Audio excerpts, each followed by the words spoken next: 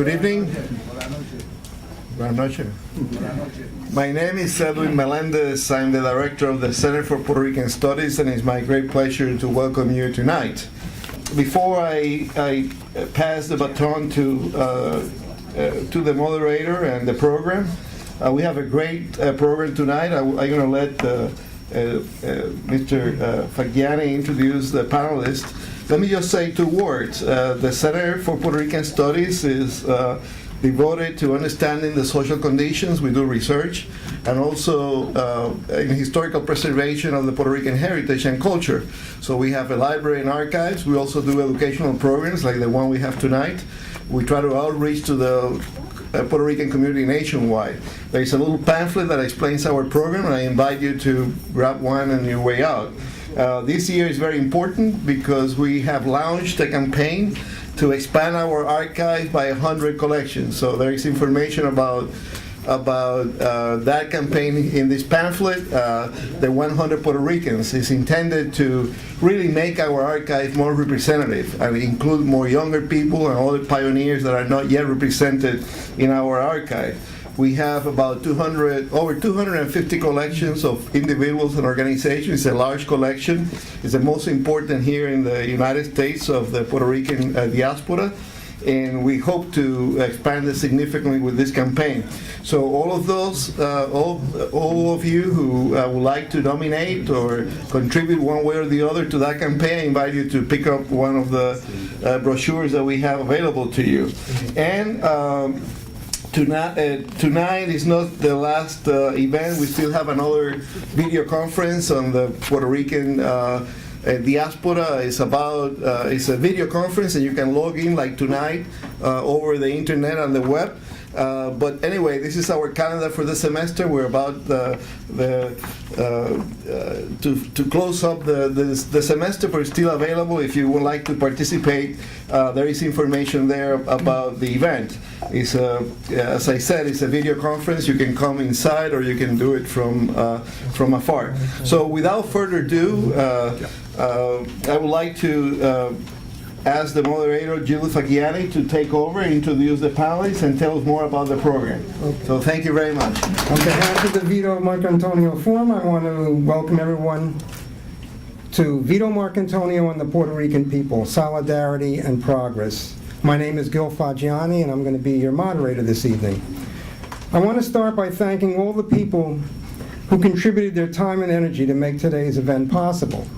In particular, I want to thank Evelyn Collazo, the events coordinator for the Center of Puerto Rican Studies, and George Gaida, the president of the Italian American Studies Association. Before beginning our program, I would like to give a brief history of the Vito Marcantonio Forum, as well as review some of the public events that have taken place over the last 2 decades that helped to keep Vito Marcantonio's legacy alive. In the summer of 1991, a small group of activists spearheaded by Dr. Gerald Meyer, the author of Vito Marcantonio, a radical politician, founded the first Vito Marcantonio Forum. Our purpose was to commemorate and continue the work of the radical 7-term Congressman Vito Marcantonio, popularly known as Mark, who was born in 1902 and died in 1954 at the young age of 51. On November 11, 1991, we co-sponsored, along with the Breck Forum, an all-day conference on the theme, The Multicultural Curriculum, Recovering Progressive Traditions, that was held at the Breck Forum. Our intention was to create an annual event where an award would be given to someone who embodied Mark's blend of radical coalition politics. The first award went to Annette Rubenstein, who had edited a collection of Marcantonio's speeches, I Vote My Conscience, and played a major role in the American Labor Party, or ALP. While the program was strong, attendance was weak, and the organization dissolved shortly after, although the Vito Marcantonio Award honored 2 more recipients, community activist Pete Pascale and artist Ralph Fasanella. Despite its demise, the first Vito Marcantonio Forum served as a catalyst for future activities around Marcantonio.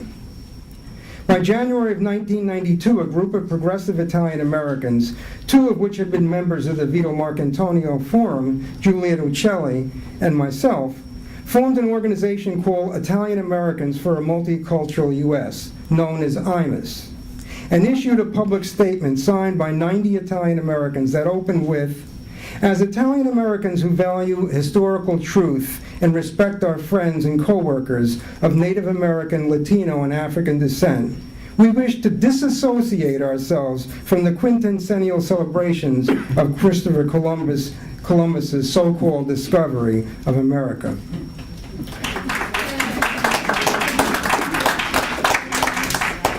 On December 10, 1994, the East Harlem Historical Organization, Union Settlement, and IMUS sponsored a conference at the Museum of the City of New York entitled Vito Marcantonio and Coalition Politics. As part of the program, Pete Pascale, LuLu Lolo's father, a participant in today's program, was presented the second Vito Marcantonio Award. A lifelong resident of Italian Harlem, Pete worked in the Fiorella LaGuardia Memorial House as an executive director and board member. He personally knew and revered Mark and devoted his life to the youth of East Harlem. On May 1997, the John D. Calandra Italian American Institute of Queens College sponsored a conference, The Lost World of Italian American Radicalism, whose plenary session was dedicated to Marcantonio. On behalf of IMUS, I presented the third Vito Marcantonio Award to Ralph Fasanella, the renowned social realist artist who ran for city council on the ALP line and knew Mark well. Two of Fasanella's most important canvases, Campaign Lucky Corner and Death of a Leader, depict Marcantonio. On November 12, 1998, the largest gathering since the memorial meeting organized by the Vito Marcantonio Memorial in December 1945 took place at New York University, where almost 400 people attended Vito Marcantonio, a recognition and celebration. Dr. Gerald Meyer and Roberto Ragone, two of today's participants, served as the principal organizers. The sponsors were the Italian American Historical Organization, now known as the Italian American Studies Association, whose annual conference begins tonight at Hofstra University, the John D. Calandra Italian American Institute, Fieri National, and NYU's Il Circolo Italiano.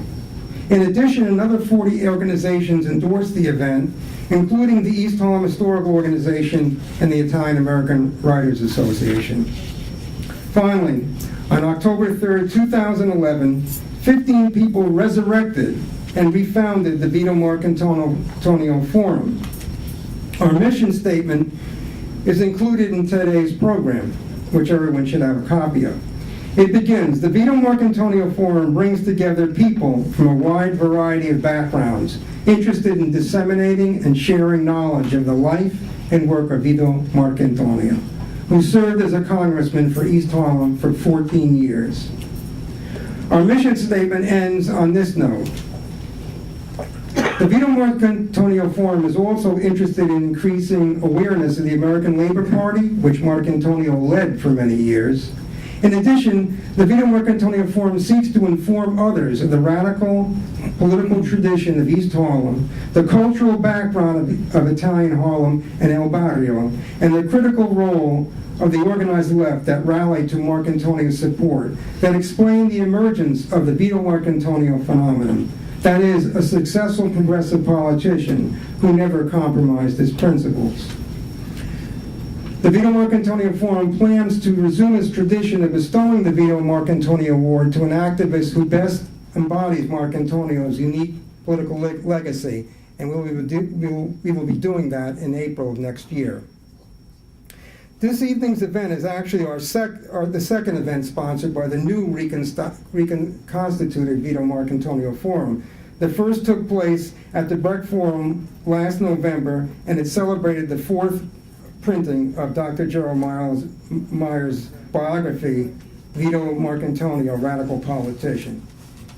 I would like to remind people that there are books for sale this evening that relate to tonight's program. One of them, A Blanquito in El Barrio, contains my poem, Litany to San Vito, which I'm going to read to you. litany of San Vito. San Vito of East Harlem, pray for us. San Vito, bread of the poor, pray for us. San Vito, crucified by Wall Street, pray for us. San Vito, martyr of McCarthyism, pray for us. From the jail cell walls, San Vito, deliver us. From the backyard crap games, San Vito, deliver us. From the loan shark's vig, San Vito, deliver us. From the drunken stupor, San Vito, deliver us. From TB and asthma, San Vito, protect us. From the social workers' visit, San Vito, protect us. From immigration raids, San Vito, protect us. From the landlord's greed, San Vito, protect us. Now I'm going to... Bravo. So now I'm going to read the bio of our first speaker, Dr. Gerald Meyer. Gerald was born in Hoboken, New Jersey, and raised in Hudson County, New Jersey. He's now a resident of Brooklyn, New York. Progressive politics engaged him from a young age, and upon entering the history program at Rutgers University, he organized the Liberal Club, which worked to support civil rights and liberties. He earned a BA with a major in history from Rutgers in 1965, and an MA from City College, with a major in Russian and modern European history in 1968. In 1984, he earned a PhD from CUNY. Dr. Meyer is a founding member of the faculty of Ostos Community College. Initially a historian, he continued his career as a researcher, activist, and educator. He was the chair of the Save Ostos Committee that worked to keep the college open when the CUNY Board of Higher Education threatened his existence in 1975 through 76. He served as chair of the Behavioral and Social Science Department and coordinator of the Social Science Unit. He's currently a co-chair of the Ostos Circle of 100 Scholarships and Emergency Fund. Dr. Meyer is a professor emeritus at Ostos Community College and now teaches as an adjunct professor. As I mentioned, he is the author of Vito Marcantonio, Radical Politician, which is in its fourth printing, and with Philip Canistrato, co-editor of The Lost World of Italian-American Radicalism. Both books, by the way, are for sale tonight. He has had published over 60 articles and reviews on a wide range of subjects, including the Italian-American educator Leonard Covello, as well as the intersection of radicalism and immigrants, culture, and the left. Dr. Meyer serves on the editorial boards of Socialism and Democracy and Science and Society, appears in documentaries, reviews manuscripts for publication, and lectures widely. And of course, he was an important player in the relaunching of the Vito Marcantonio Forum. Let's give a warm round of applause to Dr. Gerald Meyer. Thank you for the very warm introduction.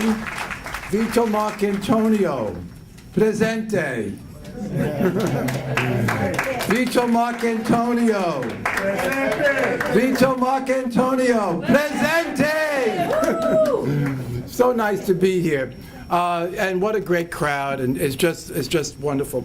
You know, I changed the title of my talk. I mean, just in case. I thought this was better. Vito Marcantonio, champion of Puerto Rico's independence. And I like that a little better, you know. But in thinking about this topic, there seem to be really three very large areas of Marcantonio's extremely large career. He died when he was 51. You know, they talk about Mozart or Schumann or Schubert or whatever. This is 51 years old, fell dead, and the accomplishments are so extraordinary. But this very large life, and then within that very large life, his devotion to the cause of Puerto Rico. I mean, he probably spent more effort and time around that than probably any other issue. The more I researched it, the clearer that seems to become. The devotion was extraordinary. And within that part of his career, the part of his career devoted to Puerto Rican independence, I think there are three sections to it, as I would see it. I had a chance to think about this. Writing is discovery, the teachers tell us, right? Well, there's something to that, you know. When I started working on this, I think there are three areas. I think the first area that really leaps out is Marcantonio's involvement in the movement. He was a politician. He was an activist above anything else. When somebody said, "You're the tribune of the people," he said, "No, I'm the people's politician," you know? And, but nonetheless, you know, so quite obviously, in a sense, what comes to mind, what seems the most dramatic, are his political activities. You know, that we know the only time he ever left the United States, the United States, was to go to Puerto Rico to defend Albizu Campos and the 8 nationalists that were convicted of conspiring to overthrow the United States government. No overt acts, no evidence, 2 trials, for, you know, completely rigged situation, entirely rigged. And that's the only time he ever left. You know, he talked about going back to Italy. He didn't go. And it was hard for him to leave the block. You know, I understand that. He understood the whole world and loved the whole world, but leaving the block was very hard for that guy, you know? And that was possible years ago, by the way, you know, much more so than today. But then we know that after the trial ended in a defeat, you know, that he devoted himself to the defense of these men. The only time he ever went to the American South was to visit the prison. He went 8 or 10 times. And his attention to their personal needs, their need for letters, their need for a couple of dollars that they could buy something, some cigarettes, whatever they wanted to buy, etc., to get visiting rights. There they were, imprisoned but also exiled, where they couldn't get letters in Spanish. Most of them couldn't read English, you know. And he devoted himself to these prisoners. Nobody would ever have known, really, you know. And but it goes on. And how later he, the co-attorney with Marcantonio for the Nationalists was Gilberto Concepcion de Gracia. And he was the founder of the Puerto Rican Independence Party, which still very much exists. And Concepcion becomes an aide to Marcantonio and a partner. And he's closest to the 2 most important men of the Puerto Rican independence movement, Pedro Albizu Campos and Gilberto Concepcion de Gracia. Now, with Gilberto, who was devoted to Marcantonio and who were close friends, Marcantonio was the godfather of his daughter and so on, he worked around the whole question of another kind of a movement based more on electoral politics and so on, with Concepcion. And, pardon me. Pardon me. But I think that, thank you very much.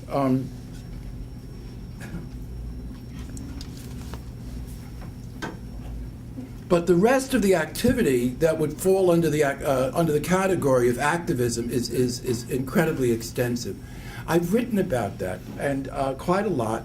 And recently, an article that was published a couple of issues ago in Centro Journal about his relationship with those 2 men. So I think maybe we shouldn't go there tonight. It's there. I did also write about it in my book, and it's exciting. It's humanistic. It's heartrending, yeah, and it shows a very good man, a very good person, indeed. And the other part of Marcantonio's activity on behalf of Puerto Rico's independence would not normally be seen to be so. It was all of the day-to-day work that he did to fight discrimination against the Puerto Rican people, to fight the scurrilous press against these new immigrants, and dramatically to serve really as a congressman for Puerto Rico. Puerto Rico had a resident a representative who had no vote and who didn't do a very good job in any case. So Marcantonio, while serving as a congressperson in East Harlem, the head of the American Labor Party, the head of the International Labor Defense, serving the constituents every weekend with all of their problems, he also takes on the task of congressman for Puerto Rico. What a job he did. What a great story. Marcantonio makes sure that Puerto Rico is included in the Social Security Act. He makes sure that Puerto Rico was included in the Wage and Hours Act, that they got their fair share of appropriations for health, for education. He's responsible for something that may seem small, but when you think of it, it's not, is that through some oddity, Puerto Ricans, when they got citizenship for the Jones Act, it wasn't clear, like in the 14th Amendment, that anyone born in Puerto Rico was a citizen. They had to have both parents born in Puerto Rico. So to be a citizen of the United States, that was the deal. And Marcantonio had that fixed, so that the definition of citizenship of a Puerto Rican in Puerto Rico was identical to our definition of citizenship here.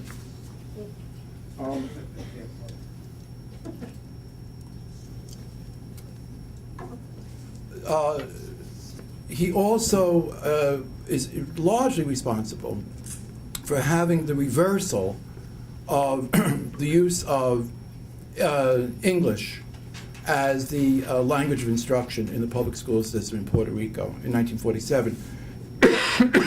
Incredible record. I've written about that. What I never really wrote about is Marcantonio as a thinker. And I was criticized for that by Annette Rubenstein, whose book is back there. And she said, you know, Jerry, it's a very good book, but I don't think you're giving Marcantonio enough credit as a thinker. And, you know, I was young, and I wrote the book. You know, I'm a kid that grew up in Hoboken, and nobody went to high school except me, and I wrote a book. But no, she was right. You know, it took me around 20 years to think, I think maybe she's right. So I'd like to take the opportunity tonight to do something I haven't done before, and I don't think anyone else has, frankly, is to really think about Marcantonio as a thinker, as an intellectual. So I'd like to talk about Marcantonio as a thinker. What were his ideas underneath, in a sense, or that structured, or that drove his thinking and his particular approach to independence for Puerto Rico?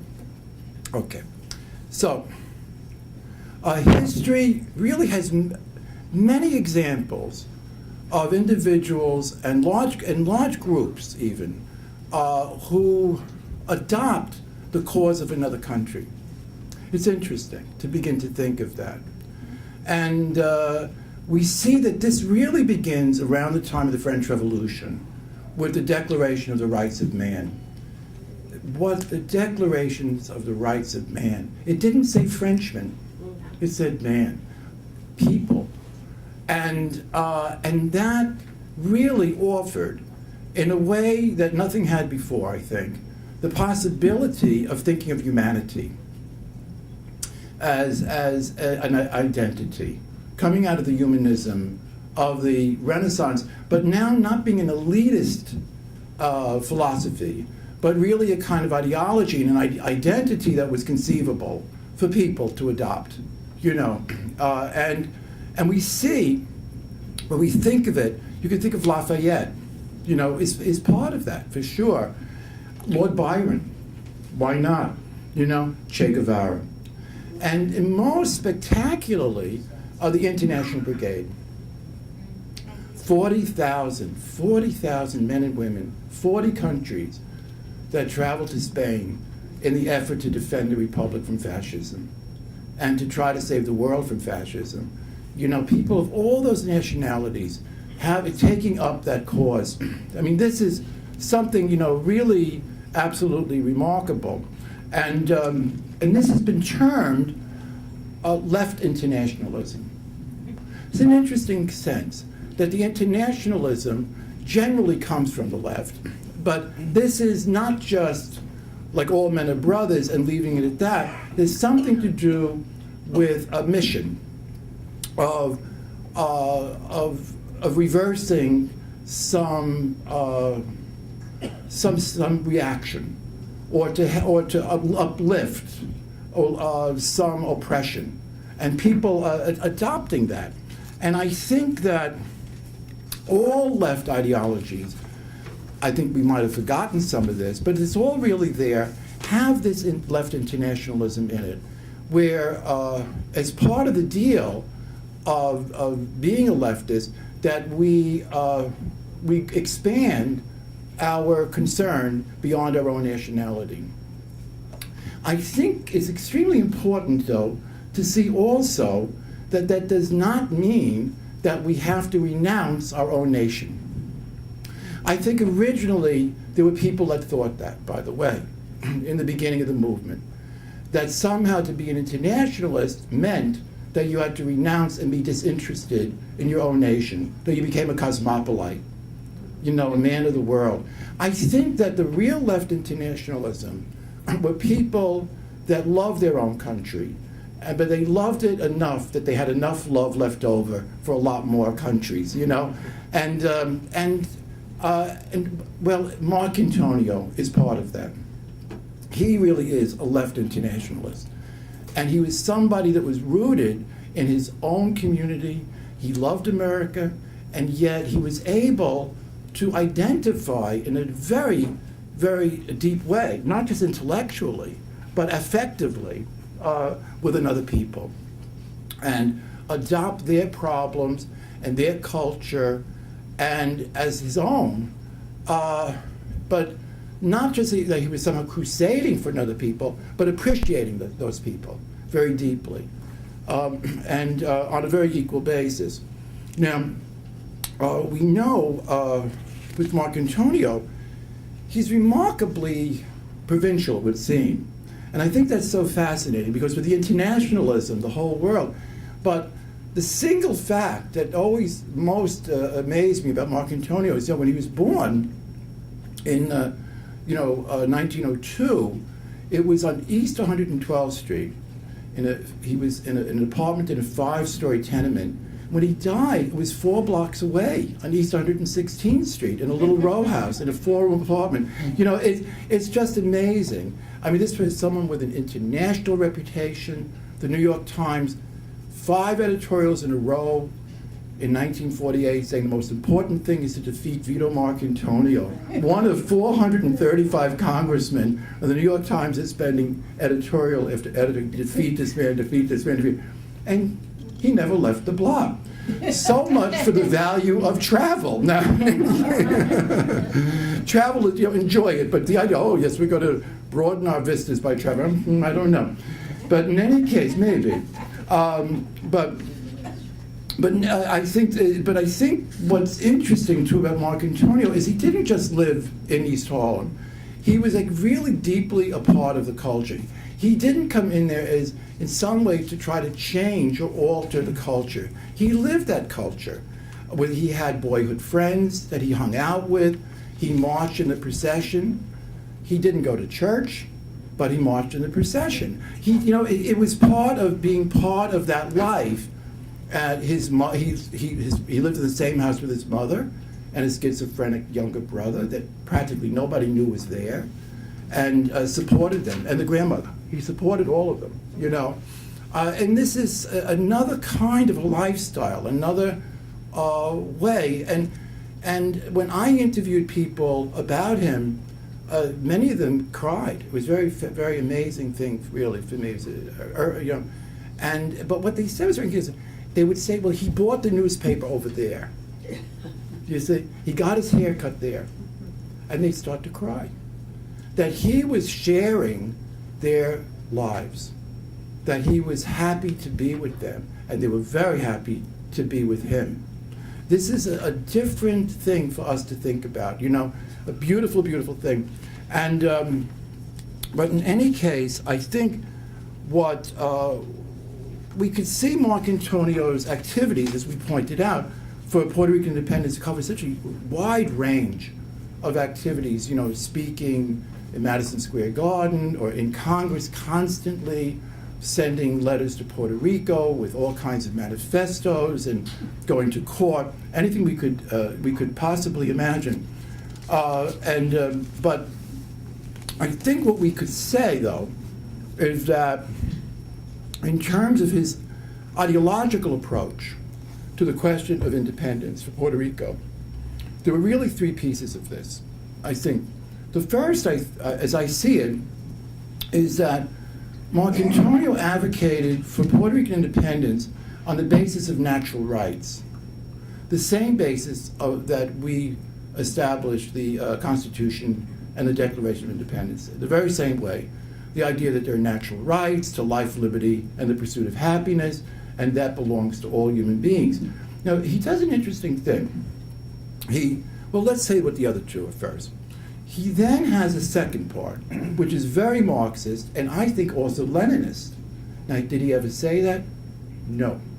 But that is deeply, deeply Marxist. That would be the second part, and really also Leninist. There's a second piece. The first piece is really kind of what we learned in high school, you know, and college, whatever. But, you know, that approach, which is not totally invalid, and he approached it, he didn't present it critically. I'd like to go into that a little bit later. But then the second part of it is his kind of very Marxist, very radical, revolutionary concepts of why Puerto Rico has to have independence and why it deserves it, but not only deserves it, but really needs to have independence. The most powerful word is really necessity. Remember, you know, what did Hegel say? Freedom is necessity. You know, I mean, that's probably the most powerful word in the whole world. And I think that he saw independence as necessary for Puerto Rico, for the solution for their problems. And he joined with those Puerto Ricans that had that point of view. It was very Marxist. And then the third part is he embedded his thinking, and I think he got a lot of this from Alpizu Campos and from Concepcion, is to embed the concept, the cause and the rationale for Puerto Rican independence into a pan-Latin American context. That this was not just about Puerto Rico, it was about Latin America. And the continent's struggle against colonialism. Now, in the first part of this, where Marcantonio is advocating for independence on the same basis that we which justified our own revolution, that we are human beings, and as human beings we have dignity and rights, and if someone is tyrannical and destructive to these rights, we have the right and even the duty to rebel. That's all in the Declaration of Independence. It's there, incredibly revolutionary document.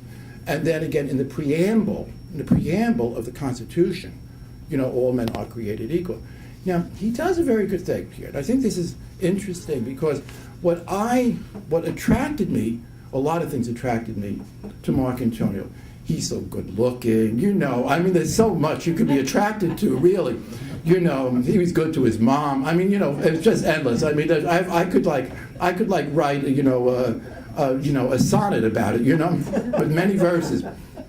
But I think probably my deepest attraction to Marcantonio was that he was profoundly principled, but simultaneously extremely effective. I like that.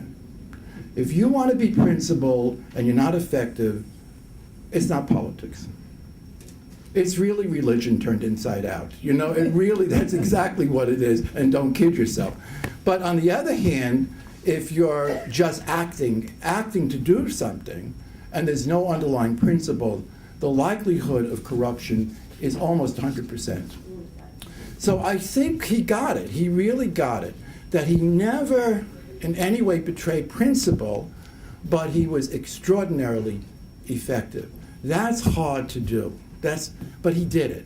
It's kind of a juggling or kind of a tightrope that you have to go through this, because it's like dealing with real people in real circumstances to bring about change against tremendous sources of privilege and power and with very few resources. How do you make progress? How do you make progress? How do you do it?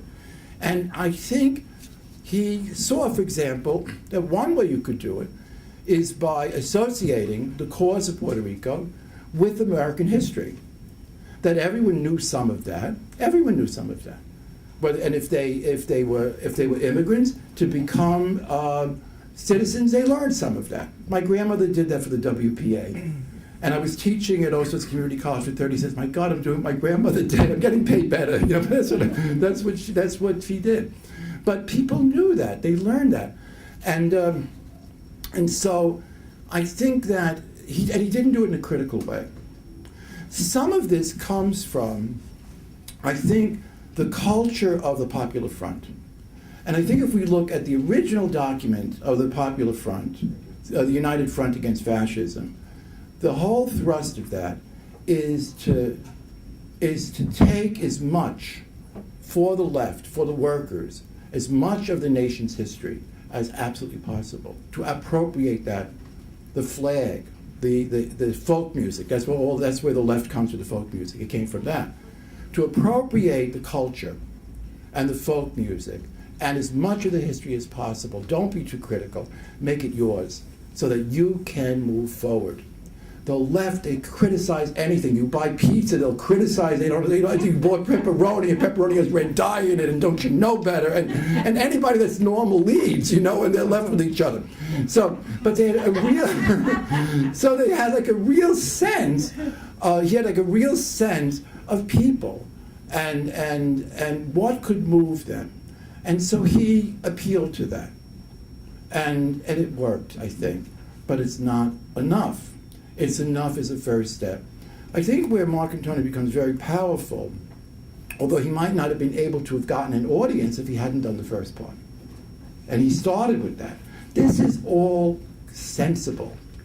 It's really someone thinking through, how do you get a message that people are not particularly anxious to hear anyway, in order that they could listen and possibly then move them in some way toward the goal that you're interested in.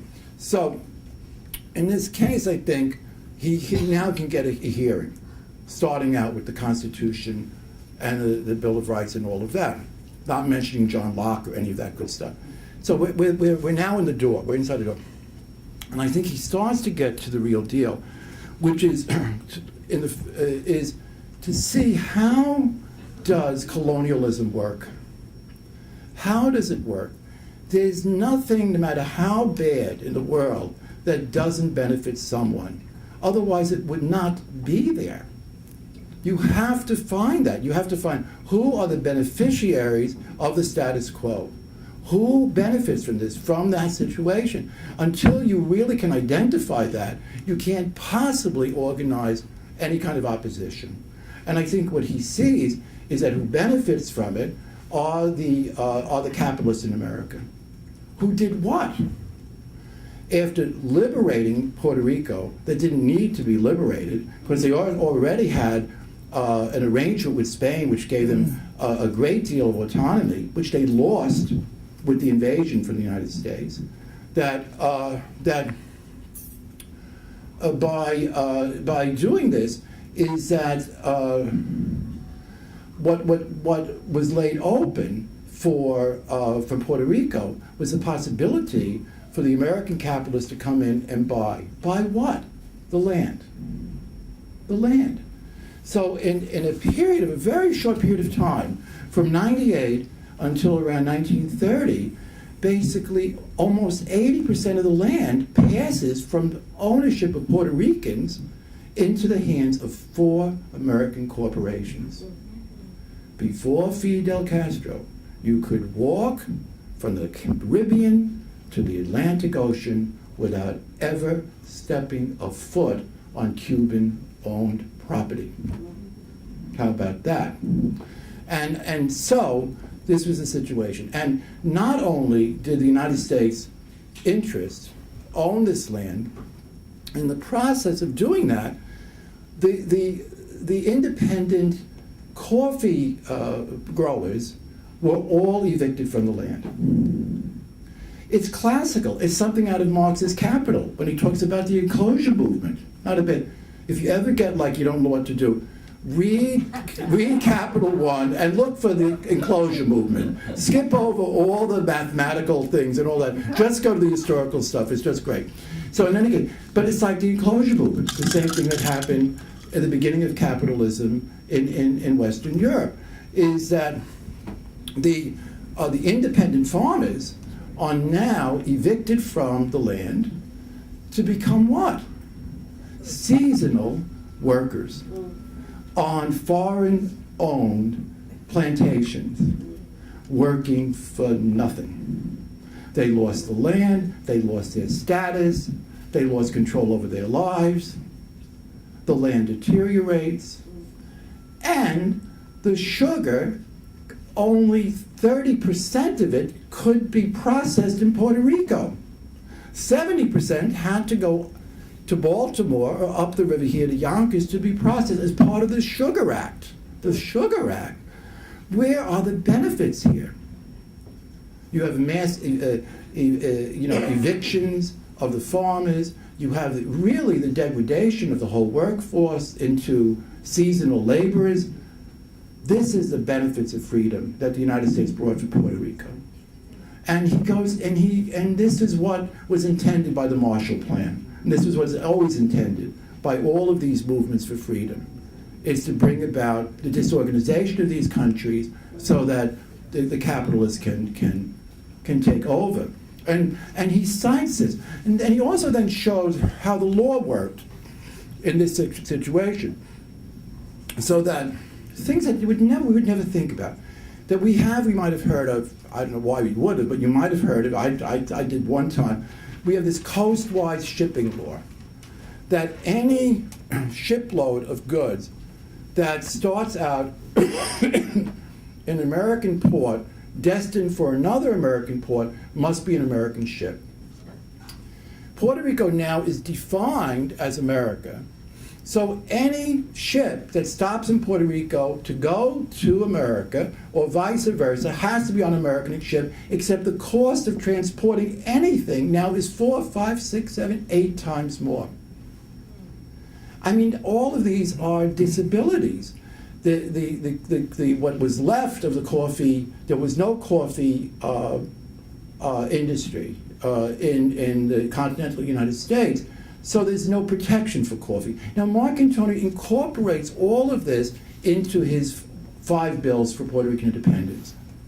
In other words, in having his bills submitted, the first one in 1936 and the last one in 1950, they're all very similar, but they have this initial plea to a kind of use of universal rights of the type that we would, in the old days, we said we're part of the bourgeois revolution, you know? But to see that the bourgeois revolution, which might break down feudalism, can bring about, at least for a very long time, an incredibly naked, raw, rapacious capitalism that will turn people who had property into propertyless people, who had status, who were literate, into illiterates, encouraging alcoholism, social disorganization. It's just an anti-human movement in the extreme. And that's what was occurring in Puerto Rico. And in his bills, that was always cited. I think there's something else that was just wonderful. And I think what Marcantonio, you can see them as the maturing of him as you go on, that the arguments are more sophisticated. His relationship was exceedingly close with Concepcion. Campos was in jail most of the time.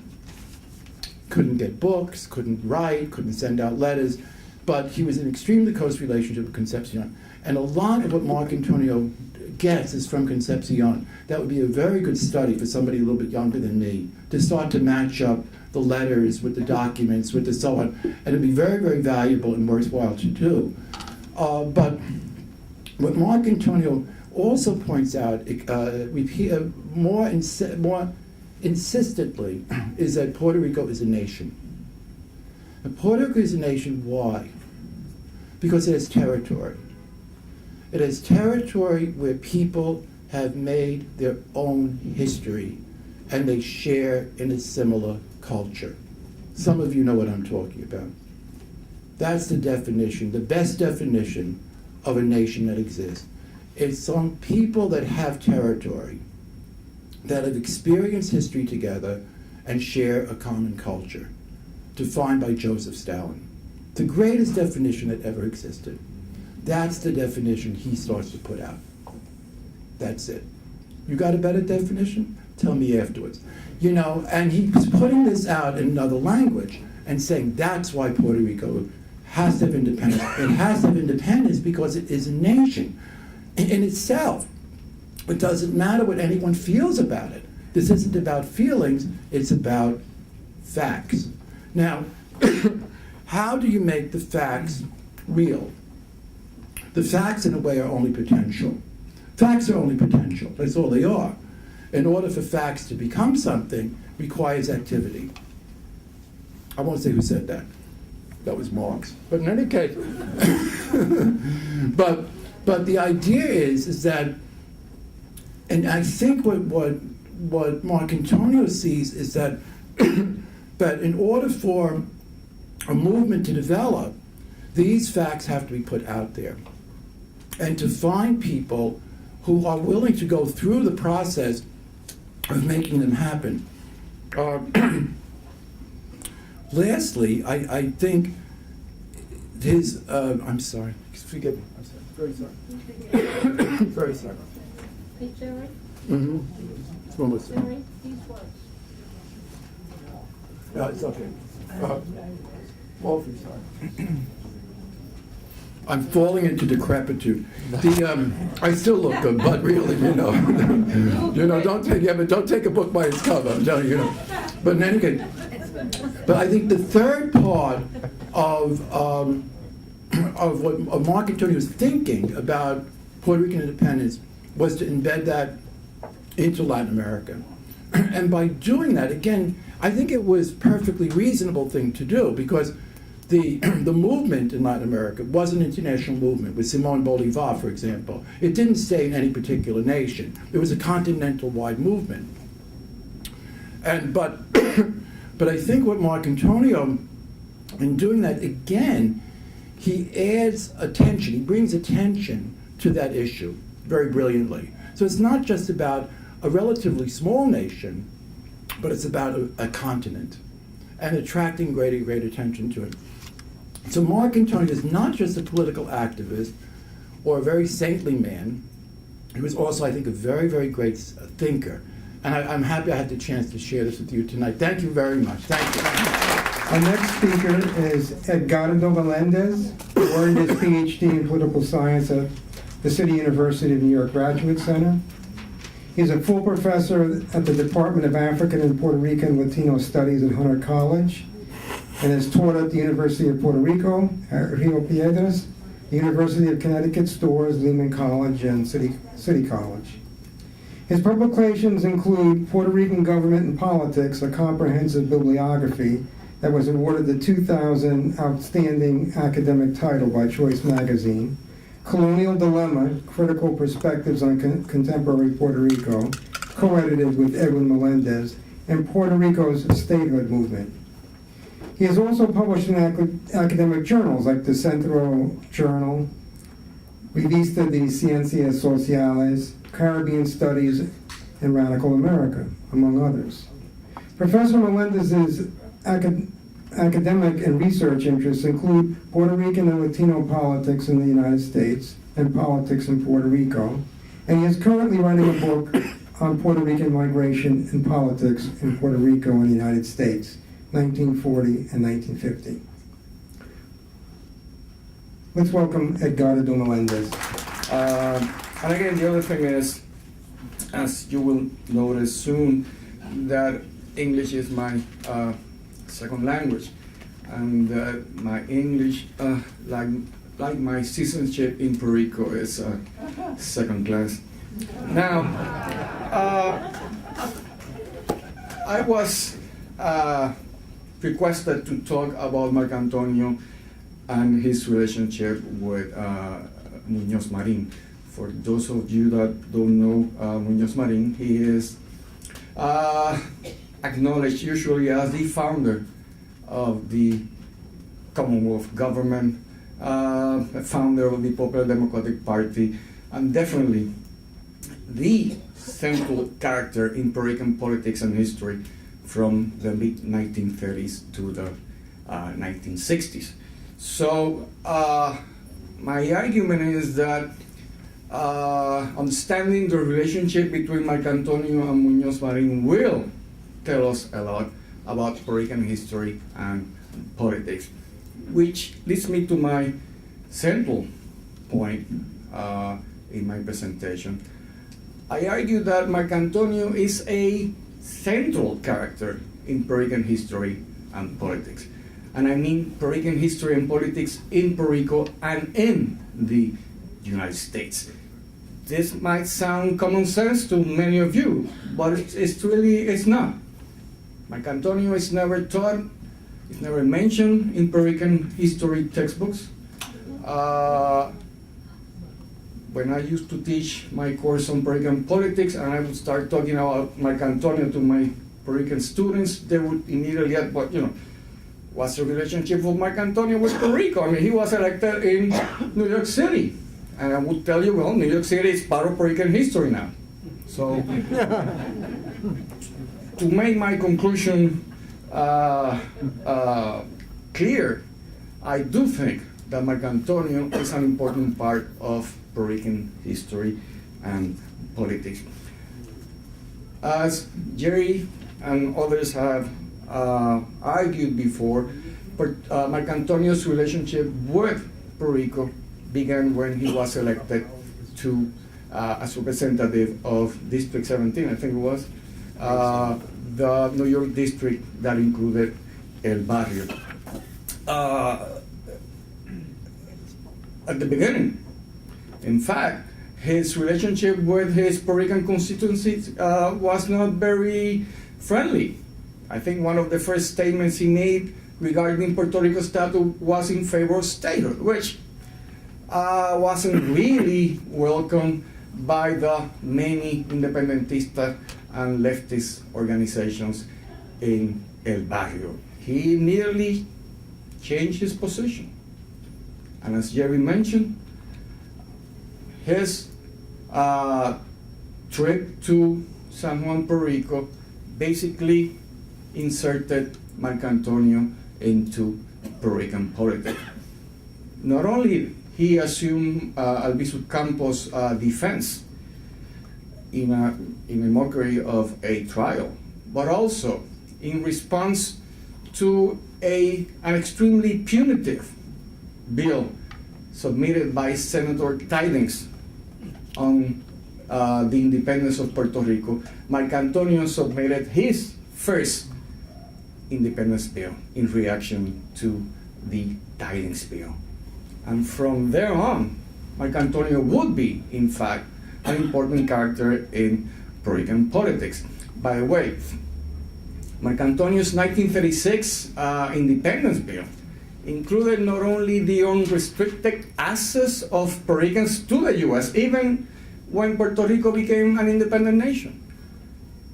It also included free trade, something that the Tidings bill restricted extensively. But also, something that I had never heard of before that or after that, Marcantonio's bill included a clause requiring the indemnization of Puerto Ricans for all the years that Puerto Rico has been colonized by the U.S. and exploited by U.S. corporations. I had never heard that ever again in any of the discussions regarding Puerto Rico's independence. Now, what about the relationship between Marcantonio and Muñoz Marín? Apparently, the relationship began with Marcantonio's trip to San Juan and became stronger as Marcantonio became entangled in Puerto Rican politics for several reasons. As Jerry mentioned, and as he has argued extensively in his writings, Marcantonio became the de facto representative of Puerto Rico. In the 1930s, let me explain a bit. Puerto Rico elects a resident commissioner to Congress. It's supposed to be the person that represents Puerto Rico's interests in Congress. During the 1930s, this resident commissioner was, in fact, the president of the Socialist Party. Now, that might sound kind of leftist, but it was not. Both presidents of the Socialist Party were elected president's commission, and both were quite conservative. So in the midst of the expansion of the New Deal in the United States, we have two socialists representing Puerto Rico opposing the New Deal, the extension of the New Deal to Puerto Rico. So, thank God, Puerto Rican had Marcantonio in Congress, and Marcantonio assumed the de facto representation of Puerto Rico in the U.S. Now, Marcantonio was asked many times, why in the world would he be interested not only in Puerto Ricans, but in Puerto Rico? Well, Puerto Ricans in the U.S., you could understand. I mean, he had to get elected in El Barrio, right? But, you know, Marcantonio was elected by Italians. So why in the world would he be getting into conflicts with his Italian base if, as we know, Italians and Puerto Ricans were not really that into each other, right? So, as Jerry mentioned, it was principle. It was principle, right?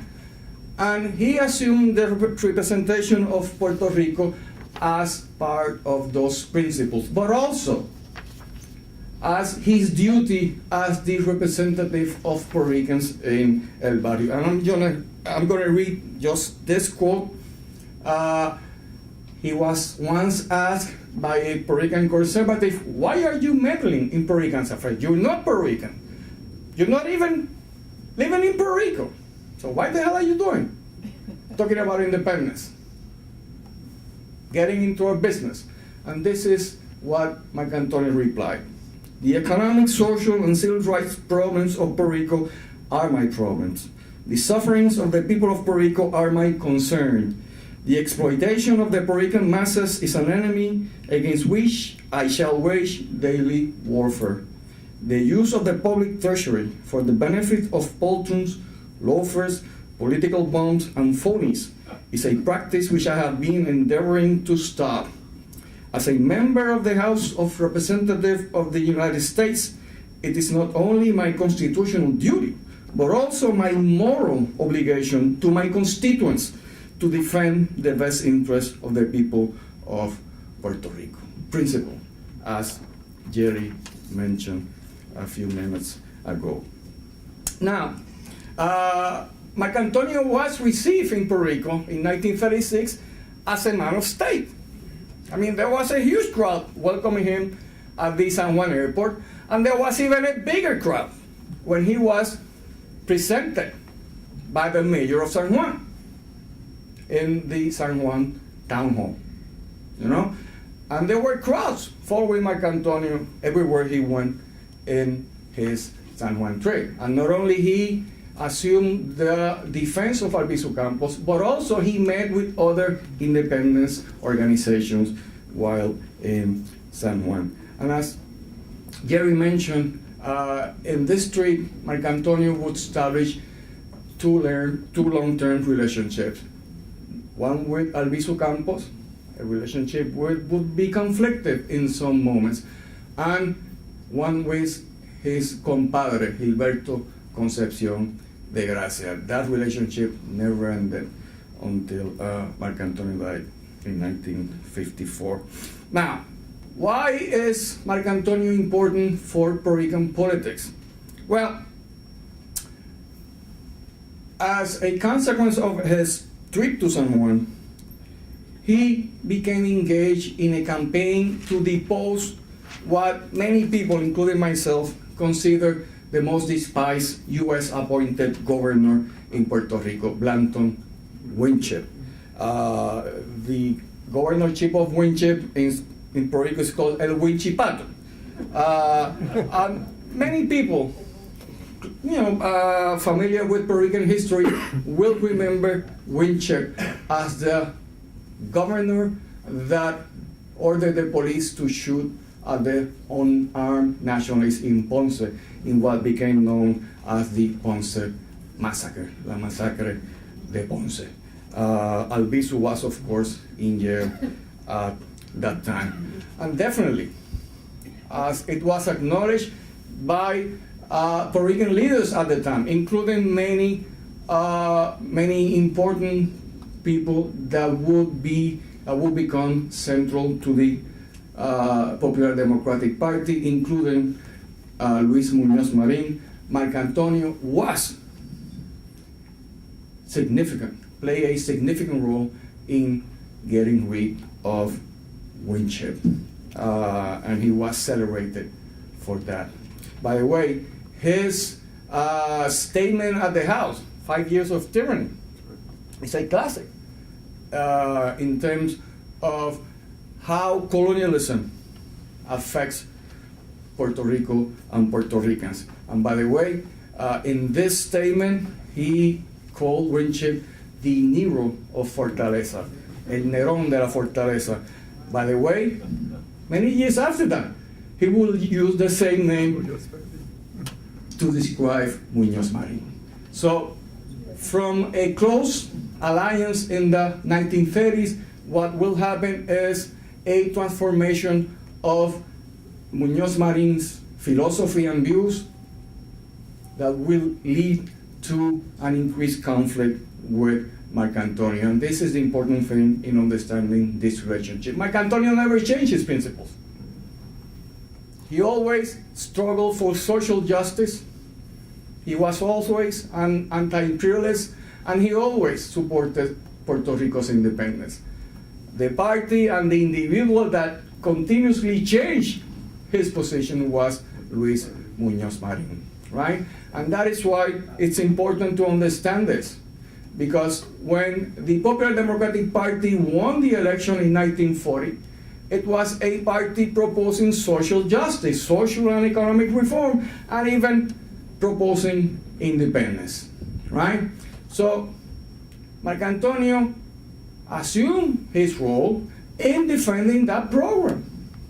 And it is in the first 5 years, 1940 to 1945, where we will see a very close relationship with Marcantonio. And in fact, Muñoz used Marcantonio as his resident commissioner until 1944, when the Populares sent Jesus Piñero to Washington, right? So it's basically a close relationship during this time. Also, after the PPD won the election in 1940, another important event happened in Puerto Rico's history. Roosevelt, looking forward to getting engaged in World War II, made what I consider the most significant appointment as governor in Puerto Rico's history. He appointed Rexford G. Tugwell as governor of Puerto Rico. Tugwell was a member of the New Deal Brain Trust. He was an important character in the construction of the New Deal in the United States. A few years earlier, he was exiled in upstate New York. He was run out of Washington by the conservatives. And he took the appointment in Puerto Rico, also looking forward not only to promote the interests of the U.S. on the island, but also to promote social and economic change. So here we have a leftist party, a social and economic reformist party, a reformist governor, and Marcantonio basically playing the role of the resident commissioner, also a progressive and reformist character. So, from 1940 to 1945, Marcantonio had to assume the defense of the New Deal in Puerto Rico, and that meant defending the PPD and its reforms and defending Governor Tugwell. After 1942, the reaction in Congress, the conservative Republicans who came to Congress began to attack both the PPD reforms and Tugwell. By the way, one of the important characters in this story is a representative from Michigan by the name Fred L. Crawford. For those of you that know a bit of Puerto Rican history, Mr. Crawford is the author of the so-called Crawford-Butler Bill, which allowed Puerto Ricans to elect their own governor in 1948. But years earlier, he was extremely opposed to the PPD and to Tugwell. It's interesting that in the same process whereby Muñoz, Marín, and the PPD were increasing, coming to conflict with Marcantonio, at the same time, Muñoz Marín was getting closer and closer and closer to Mr. Crawford, one of the most reactionary members of Congress during that time. When, in the late 1940s and 50s, Marcantonio began to question Operation Bootstrap, began to question Commonwealth, who became Puerto Rico's best friend to substitute Marcantonio in Congress? Mr. Crawford. So while Marcantonio kept his principle, kept his philosophy, kept his politics, Muñoz, Marín, and the PPD were changing theirs and moving to the right in this sense. Marcantonio was also involved in island politics as a supporter of independence. In 1943, Mr. Tidings, I mean, this guy was really trying to get rid of Puerto Rico, submitted his second bill of independence. And once again, Marcantonio submitted his own bill of independence, quite different, quite the opposite from the Tidings bill, quite more beneficial to Puerto Rico and Puerto Ricans. In 1943, also as a consequence of the second Tidings bill, independentistas in Puerto Rico, those supporting independence, created the Congreso Pro Independencia, the Congress for Independence. This was supposed to be a supra-organization gathering all independentistas. Of course, in the Constituent Assembly, Marcantonio sent his message and his support for the CPI. In 1944, the CPI celebrated its second assembly. Again, Marcantonio supported that. But by this time, Muñoz Marín, leader of the Popular Democratic Party, decided not to support the CPI. And by 1946, after the PPD won the 1944 elections by an extremely wide margins, independentistas began to claim, let's move to independence. This is the moment. And in 1946, Muñoz Marín established, well, independence is not possible. And the gringos don't want statehood. So what's left? We have to move to a third alternative, undefined yet. By the way, people in Congress were saying the very same thing, right? And this is where one of the conflicts with Marcantonio will increase. That is, Muñoz abandons independence, expulses the independentistas out of the Popular Democratic Party, and then independentistas create the Puerto Rican Independence Party headed by Don Gilberto Concepcion de Gracias. And of course, Marcantonio became a supporter of the Independence Party. So by this time, by 1946, the conflicts between Marcantonio and Muñoz became more intense. They would come to a fore in 1947 for several reasons. And 1947 is really an extraordinary year in Puerto Rico. Alviso returned to the island, and that immediately will lead to a redefinition of Puerto Rican politics. But also, right, we are 1 year from Puerto Ricans electing their own governor. And of course, you should know by now that the first elected governor will be Luis Muñoz Marín. But in 1947, the PPD government approved two very important laws. One of them is called Operation Bootstrap. And those of you that know Puerto Rican history know that Operation Bootstrap will be a very important aspect of Commonwealth. That is, Operation Bootstrap is the economic development model or program promoted by the PPD, simply based on the attraction of U.S. capital with certain subsidies like tax exemption and also other attractions like cheap, non-unionized labor. The other law approved in 1947 would also, and by the way, Marcantonio immediately opposed Operation Bootstrap, which he used to call Operation Booby Trap. He argued that Operation Bootstrap was nothing but another example of Puerto Rico being used by U.S. corporations to exploit the Puerto Rican labor, Puerto Ricans as cheap labor. And by the way, talking about principle again, Marcantonio always defended the right of Puerto Ricans to migrate. Migration as a consequence of colonialism and economic exploitation by U.S. corporations, right?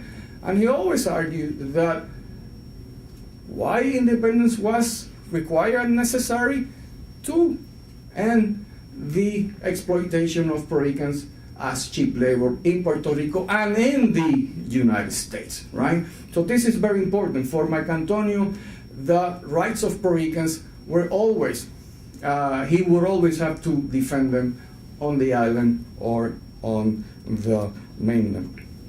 The other important thing in 1947, the other important law was the so-called migration law. And this is what I'm doing now.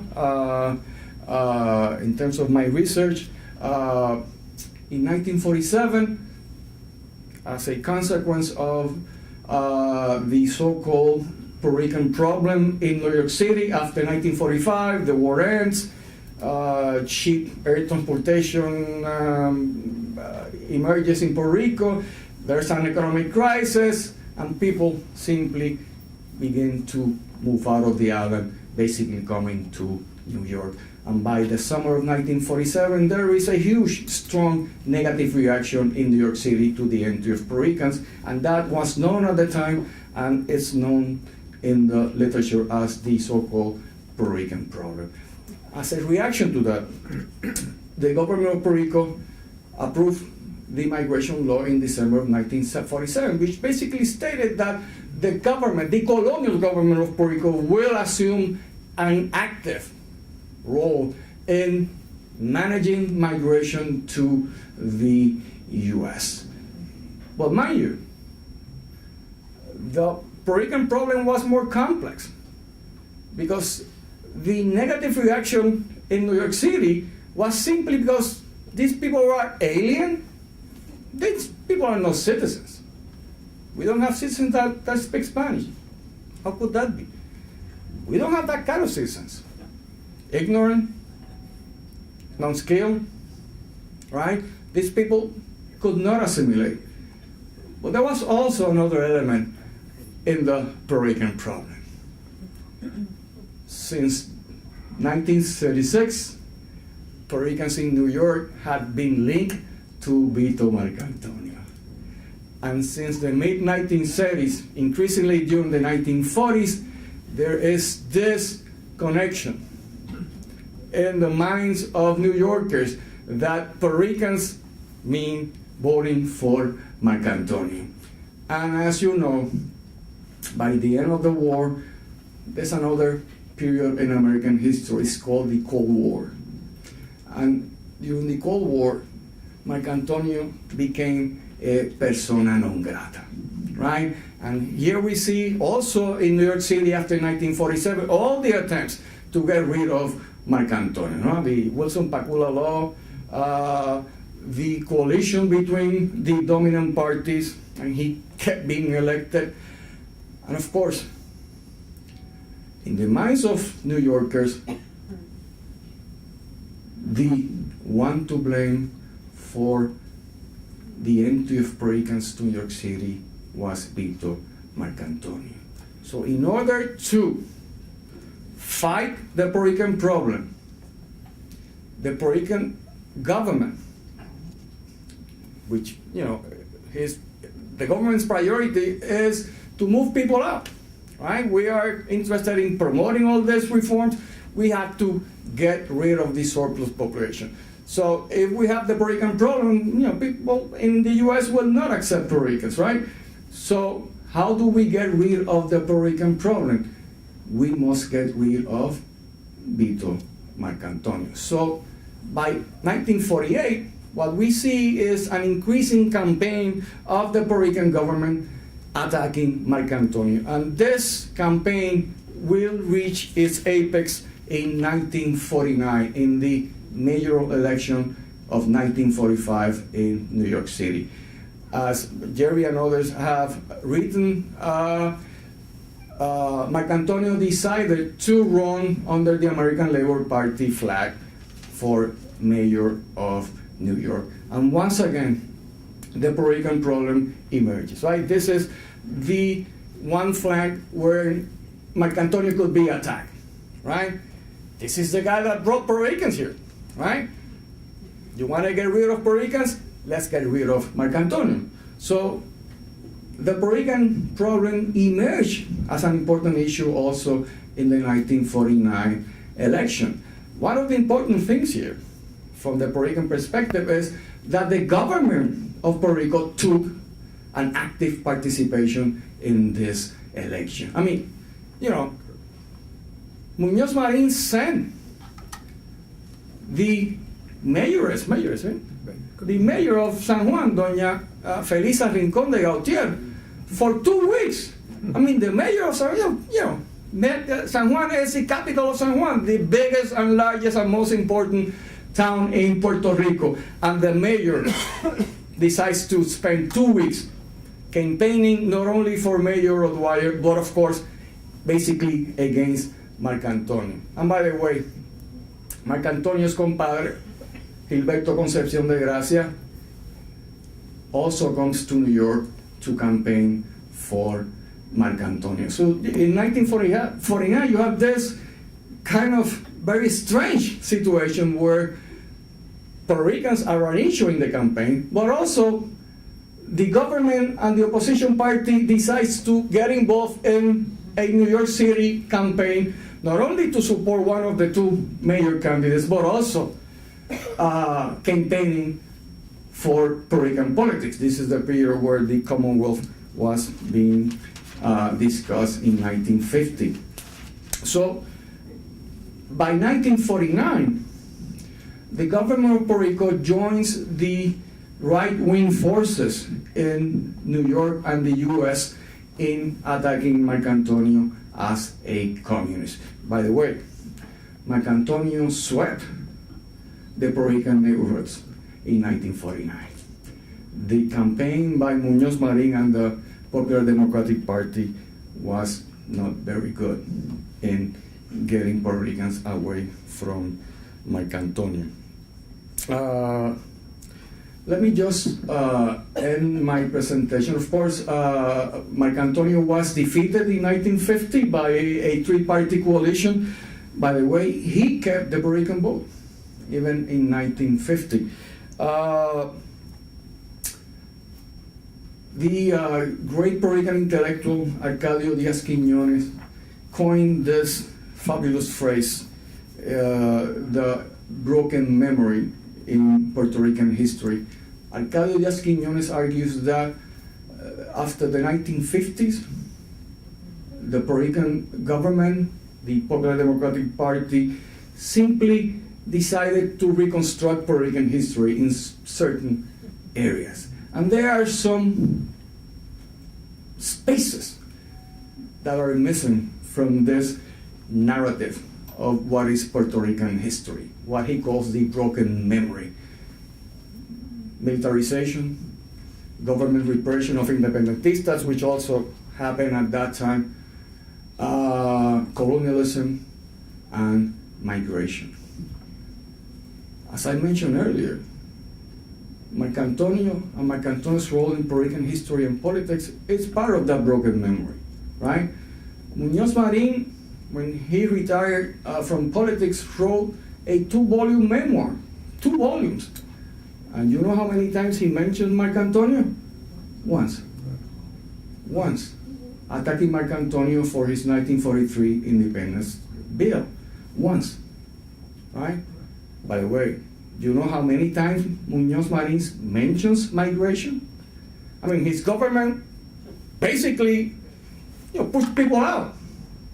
So that today there are more Puerto Ricans living in the US than in Puerto Rico. You know how many times he mentions migration? Only once. So I applaud events like this that try to recover and try to strengthen Marcantonio's memory in Puerto Rican history. He is part of Puerto Rican history, and we should remember him as a significant player in this, in the history of these people, both in Puerto Rico and in the U.S. Thank you. Our next speaker is Roberto Ragone, who has 25 years experience in government, politics, and nonprofits, with focusing on using the arts and cultural tourism to foster community and business development. Roberto previously worked for the New York City Council as a special projects coordinator and the New York City Mayor's office as an analyst. Former executive director of New York's Lower East Side Business Improvement District, Roberto has also served as marketing director for the Ciao America film project and president and publicist for Fieri, an organization of college students and young professionals interested in celebrating and promoting Italian culture. In that role, he collaborated with Dr. Gerald Meyer to produce a multimedia event entitled Vito Marcantonio, a recognition and celebration. The efforts by Roberto Ragone and Dr. Meyer led to the walking tours of historic Italian Harlem and the republication of I Vote My Conscience, the speeches, letters, and debates of Vito Marcantonio.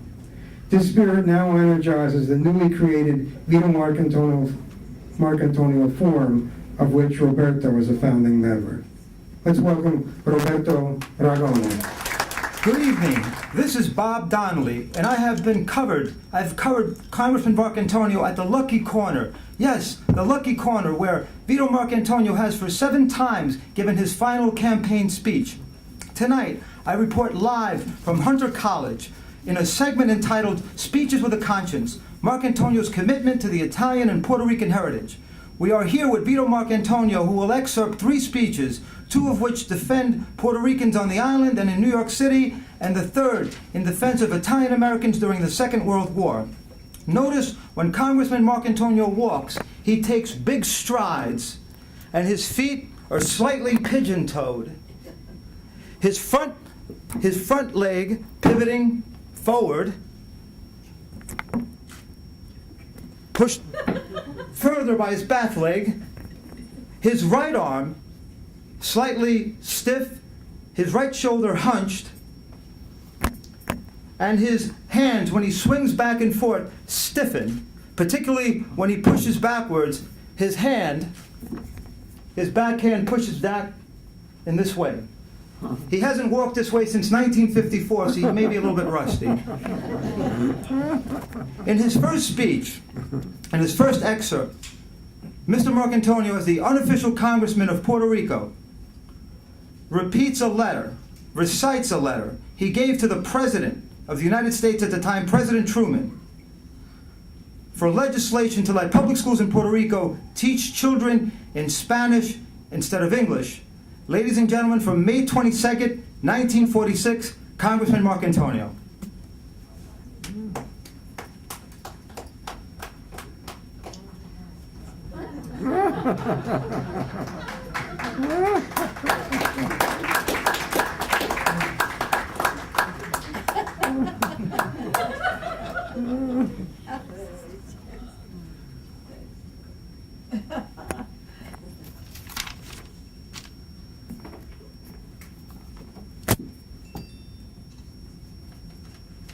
Dear Mr. President, I hereby respectfully urge the approval of Senate Bill 51, passed by the legislature of Puerto Rico at its last session, over the veto of the governor of the island, providing for the use of the Spanish language as a means of instruction in the public schools of Puerto Rico.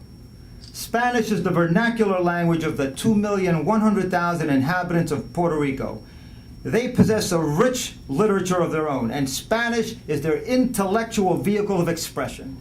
They have made substantial contributions to the literature of Spain and Spanish America.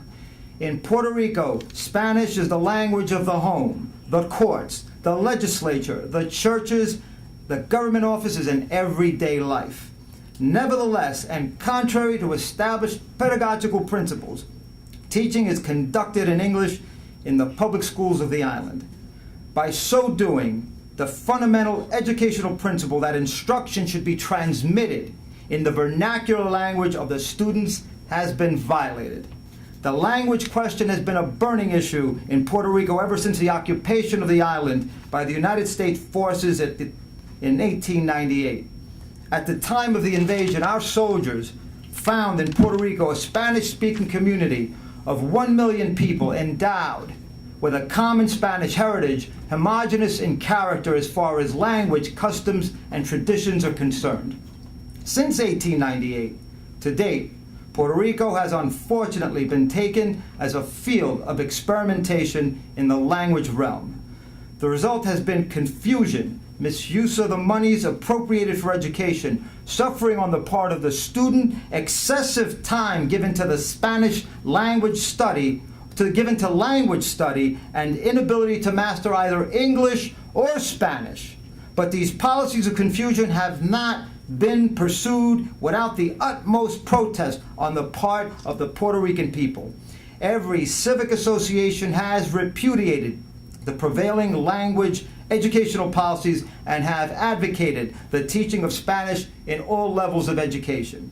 May I add that the problem here involved is a pedagogical one and not a political one, and that it should be resolved according to the historic experience of all peoples throughout the world, that is, by the use of the vernacular. In the name of the children of Puerto Rico, we're being tortured by the prevailing system. In the name of the people of Puerto Rico, who have spoken through their elected officials and their civic and professional organizations, and in the name of an enlightened educational policy at a time when we are trying to fight cultural chauvinism and correct past errors, I respectfully urge you, Mr. President, to sign Senate Bill 51 of the Puerto Rican legislature. Respectfully yours, Vito Marcantonio. Thank you.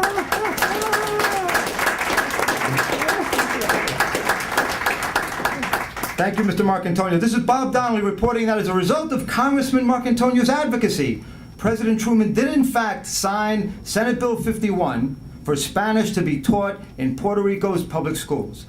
In this next speech, Congressman Marcantonio tries to dispel the propaganda that would become mythology that he, quote, brought the Puerto Ricans to New York City, unquote.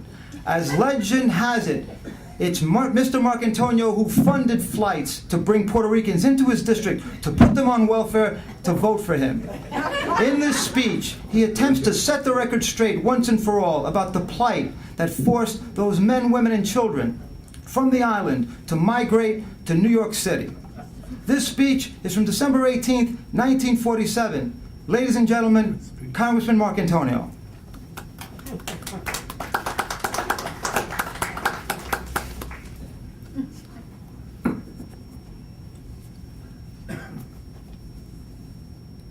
My friends, the newspapers and magazines of nationwide circulation have printed a great deal about the alleged problem of Puerto Rican migration. Instead of giving you the facts, you have been given a distorted picture. The stories on Puerto Rican migration is in some more evidence that the press of our nation is as free as its few owners permit it to be. Our much vaunted freedom of the press is in reality freedom for those who own the press to do and say as they please, and to refuse to permit the same space for those whom they unjustly attack.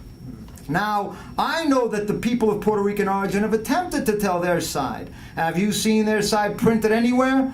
I have not, and I have followed this subject closely.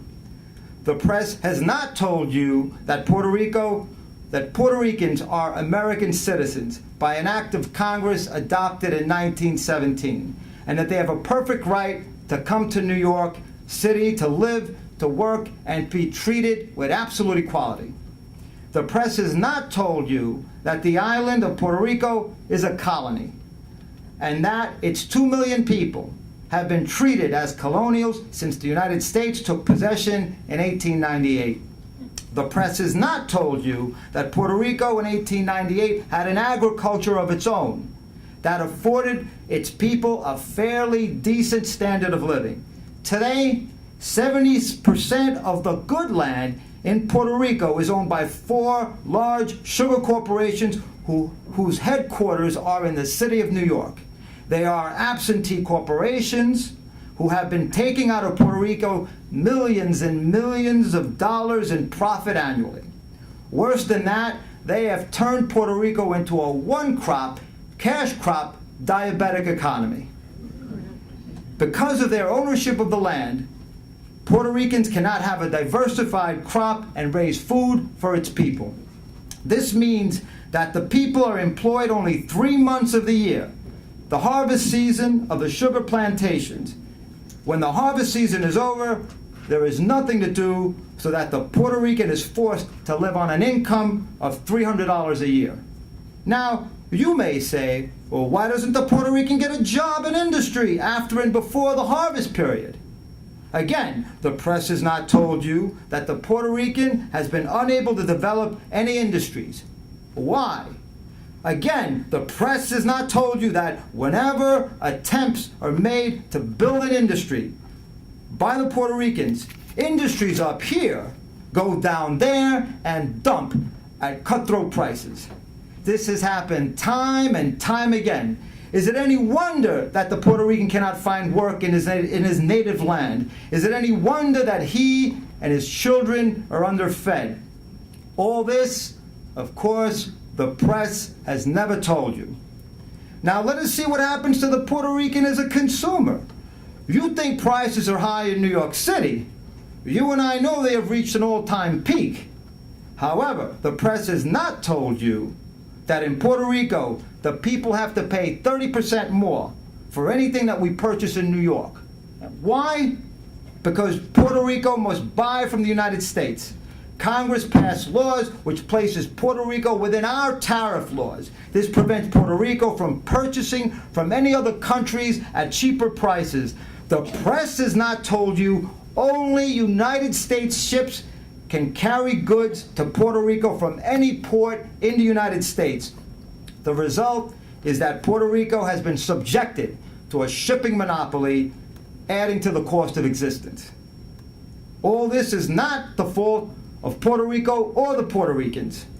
Well, why doesn't the government of Puerto Rico do something about it? Why don't the people of Puerto Rico pass laws to protect their industries against dumping? Why doesn't the government of Puerto Rico use ships of other nations to break the monopoly? Why doesn't the government of Puerto Rico pass a law to exempt it from the Tariff Act so it may purchase cheaply from other countries? You have a right to ask these questions, because the press has not told you why. The press has not told you that Puerto Rico has no sovereignty. It cannot, for all practical purposes, enforce any laws that will liberate it from the tyranny of its one-crop agriculture. It cannot legislate on basic matters of life and death. Puerto Rico's economic plight, which is the main cause of the migration to the United States, cannot be resolved until Puerto Rico is granted sovereignty. Puerto Rico can never have sovereignty that it needs to resolve her economic problems until Puerto Rico is given her full independence. It has been stated that Puerto Rico would starve if given independence. I can hardly conceive how it can starve any worse than now. Only with independence, with a favorable reciprocal trade treaty, which we have given to other countries, can Puerto Rico protect its own industries against dumping, protect its people against the tariff, and develop an economy which will produce food for the people of Puerto Rico. This again, the press has not told you, and why. The truth would expose what a cruel Wall Street imperialism has caused in Puerto Rico. The campaign of vilification against the people of Puerto Rico has two purposes: to conceal who is responsible for the conditions in Puerto Rico, and number two, by vilification, cause discrimination against the 300-some-odd thousand Puerto Ricans in the city of New York, and thereby force them into a condition of second-class citizenship. I have the proof. The articles in the press have caused me to receive a great number of letters from people throughout the country offering Puerto Ricans work. What kind of work do they offer? Domestics, servants, represents 97% of the offers I have received.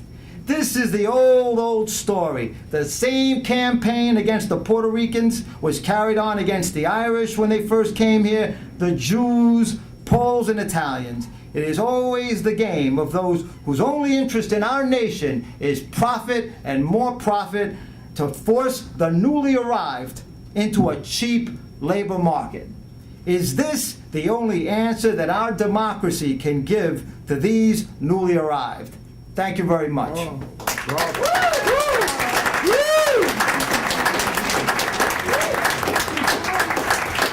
Thank you, Mr. Marcantonio. This is Bob Donnelly, once again, to introduce Congressman Marcantonio's last speech. And we hope the speech that he just gave has set the record straight once and for all about this methodology regarding the migration of Puerto Ricans into New York City. Finally, let us consider Marcantonio's advocacy for Italian Americans, whose own struggles inspired his advocacy for Puerto Ricans and others. Let us consider this irony. Consider that in the summer of 1941, Joe DiMaggio hit in 56 consecutive games. He won the Most Valuable Player award at the end of the baseball season. 2 months later, the Japanese bombed Pearl Harbor, and Italy and America were at war with each other. Joe DiMaggio's father's fishing boats were seized. He could not live his livelihood as a fisherman at Fisherman's Wharf. The fishing was restricted at Fisherman's Wharf, and he could not, Joe DiMaggio's father, could not visit his own family's restaurant in San Francisco. Several Italian Americans were put in internment camps, and many others were restricted to a 5-mile radius of their homes. Their houses searched for suspicious items, and shortwave radios such as these were seized. In July of 1942, in the middle of this hysteria, Congressman Marcantonio defends the loyalty of Italian Americans in the fight against Nazism and fascism. Ladies and gentlemen, Congressman Marcantonio.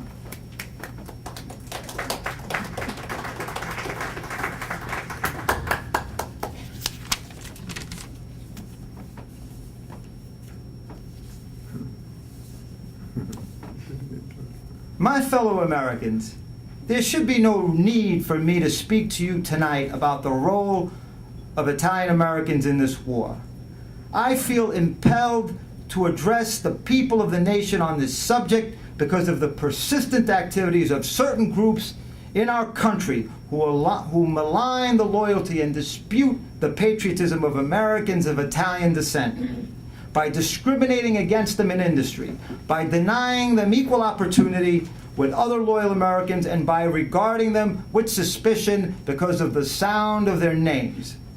I am speaking to you tonight because I want to say with utmost emphasis that these maligners, these detractors, are playing Hitler's game in America. The personal manager in a plant who turns down a skilled worker of undoubted loyalty to our country and overwhelming desire to aid the war effort. The plants with the huge government contracts which have an established policy of refusing employment to Americans of Italian descent are all playing Hitler's game in America. The self-styled super patriots who indulge in alien baiting and foreign-born baiting are playing Hitler's game in America. These detractors and maligners of our loyal Italian Americans are by this most un-American activity causing disunity in our country, depriving our nation of the services of skilled men and women, and are standing in the way of that full mobilization of America's manpower that we must have to win this war. the contributions of Americans of Italian extraction in blood, toil, and wealth is the devastating answer to those who seek to discriminate against them. History will record that those who denied opportunities to Italian Americans or to any other group because of their race, color, creed, or national origin were themselves doing the work of enemy agents and saboteurs.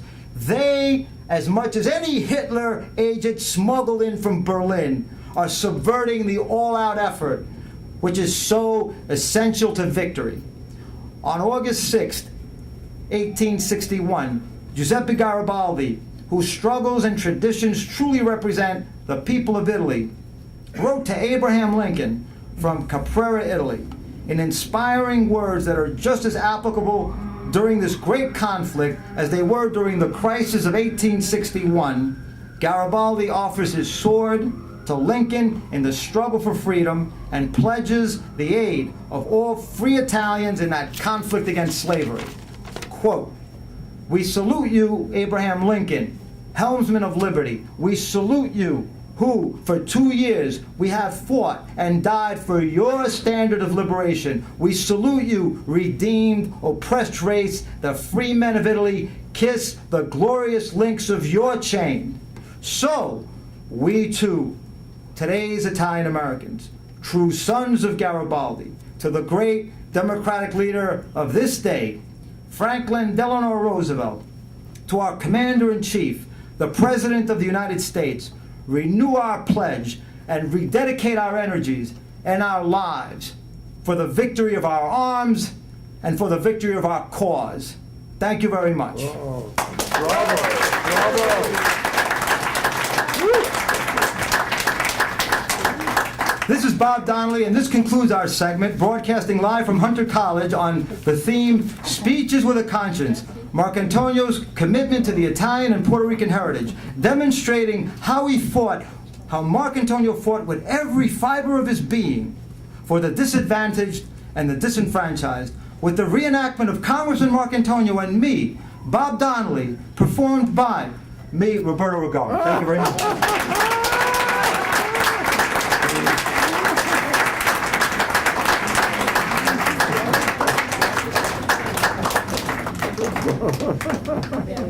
you. Great. And next, our last participant in this evening's program, LuLu Lolo Pascale. LuLu is the daughter of the late community leaders Pete and Rose Pascale. She has personal remembrances of Vito Marcantonio, Dr. Leonard Covello, Edward Corsi, and the history of Italian East Harlem. She has performed at the New York International Fringe Festival, Metropolitan Playhouse, Wagner College, Hofstra University, Stony Brook University, and Columbia University. Let's give a warm welcome to LuLu Lolo Pascale. Every day, as I walk from my home on East 116th Street, I pass LaGuardia Memorial House, which was once called Harlem House, spelt the Dutch way with 2 A's, where Marcantonio's wife, Miss Sanders, as we called her, was the nursery school teacher. I walked past the Sisters of Notre Dame thrift shop, which was once Red the barber shop, where Marcantonio would listen to people's problems while getting his hair cut. Crossing the street at the corner of 116th Street and 2nd Avenue to Sandy's Restaurant, which used to be Sincati's Pastry Shop, just a few steps from Mark's Club at 247 East 116th Street. I stand at that corner, and a childhood memory comes over me. I'm a little girl again, of maybe 7 years old, walking home from Harlem House, holding my father's hand, and in the distance I see Vito Marcantonio approaching us, and I remember groaning to myself, oh no, now we're going to have to stand on this corner, and my father and Marcantonio are going to talk for a very long time. And being raised as a good little Italian girl, I knew I had to stand there quietly and not interrupt them. I wish I could remember what they were talking about. And Roberto, I remember that walk when you did it tonight. It really brought that back to me.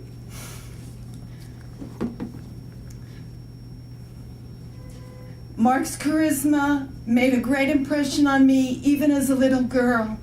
My father, the community leader, Pete Pascale, always considered Mark as his mentor and talked to me about Mark.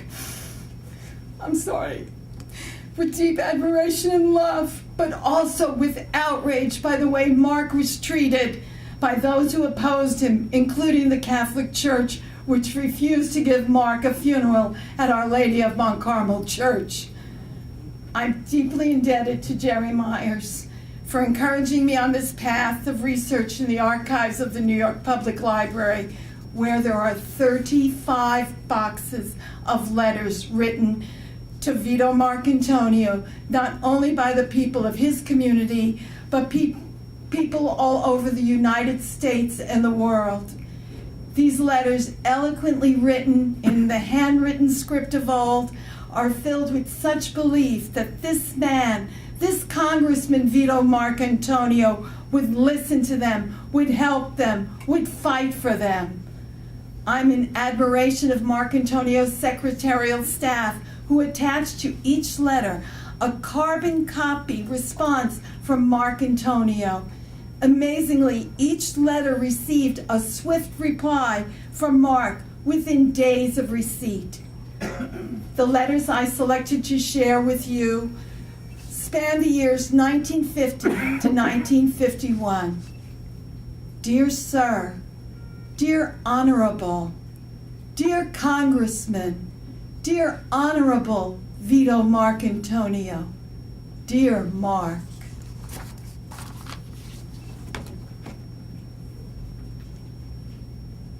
Honorable Sir, I am the father of 5 girls. Me, the girls, and my wife are living in a friend's apartment. I was working, but the work got slow and I got laid off. Since I lost my job, I have been living nearly starving with my family. I have received eventually some help from some friends. I applied for help from the welfare department, and they told me it was impossible to help me because the rent I am paying is too high, and that when I find a cheaper apartment, they could help me. Honorable Sir, I have been looking for a cheaper one, but I have not found it. We are starving. My daughters have no milk, nor any kind of food. I am getting mad. I am a member of your party, and I'm sure you can help me because you are the only representative here that fights for the Puerto Ricans. Thanking you in advance. Respectively yours, Ramon Fontaine, Moore Street, Brooklyn. My dear Honorable Marcantonio, this is a note of thanks for all that you're doing to get me an apartment and a decent place to live. I can't thank you enough, but I continue to vote for you as my husband and family have always done. Being a member of Congressman Powell's People's Committee and also a member of the Abyssinian Baptist Church, we do all we can for you. I have always heard Congressman Powell say that you and he were the only ones that worked for the interest of colored people. I shall always do all I can for your best interests at all times. Sincerely yours, Mrs. Rosa Henderson, West 124th Street. Dear Congressman, first of all, let me congratulate you on your dogged, hard-hitting, and unswerving fight against the big money interests and the double-dealing ambitious tactics of O'Dwyer during the mayoral campaign. You had him worried for a while. He was so angry at you that after the election he flung an investigation that smacked of vengeance and sounded like your political death knell. And he, the chief executioner. Don't be disheartened. Anyone who can poll more than 360,000 votes is far from dead. I wish I were as dead as you politically. Personally, the results of the election do not reduce your political stature. I think it enhanced it. I was born and raised in Harlem, 112th Street, and have many friends and relations who still reside there. My friends and I have been watching your career with interest since we first saw you campaigning for our good friend LaGuardia on the street corners in Harlem. And we used to say, that boy looks like a comer. By the way, I saw you the night you spoke at 222nd Street and White Plains Avenue this last election. That was some reception you received in spite of the rain. That was an eloquent commentary on the loyalty of your followers. So please don't let these people down. Continue the good fight. Sincerely, Albert Pigliaro, 232nd Street, the Bronx. Dear Congressman Marcantonio, this is in answer to your letter of October 17th inviting me to the meeting to be held on Friday, October 20th at your headquarters at 247 East 116th Street. I want to apologize for being absent, but the reason was that I lost my father this week, and due to this, it was impossible for me to be there. Please let me know when I can be of help, and I will gladly cooperate with you. Actually, I am working in an office at 17th Street near the National Maritime Union, and I want to tell you that during my hours on the waterfront, I am doing a wholehearted campaign on your behalf. As Mr. Luis Velasquez can tell you, I am ready to help you, as I, a Puerto Rican and a disciple of Don Pedro Albizu Campos, am 100% with you and all progressive forces fighting reaction. I am making a personal canvass of all my friends from the Merchant Marine living in your district. Also, I am visiting other friends in Harlem, helping to open their eyes. So I believe I can assure you that I will recruit many votes for you. With my very best wishes and feeling much obliged for your confidence in me, I remain respectfully and fraternally yours, Nicholas Rayero Padilla, 157th Street, the Bronx.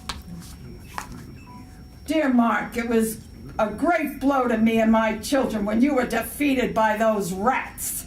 But in 1952, it's going to be a bigger and awful blow to them when you go back in office. The parties that you were against were never any good, and they never will be. I go down on the docks, mornings, noon, and nights, telling the men what you do for the people. Since the election, they're learning now what you did for the people and what you're still doing for them. I still remain your friend, Red Hinton, a longshoreman from the Bush Docks, the fellow who gave you the hook down in the school on Henry Street, Brooklyn. Keep fighting, Mark. We will beat them soon.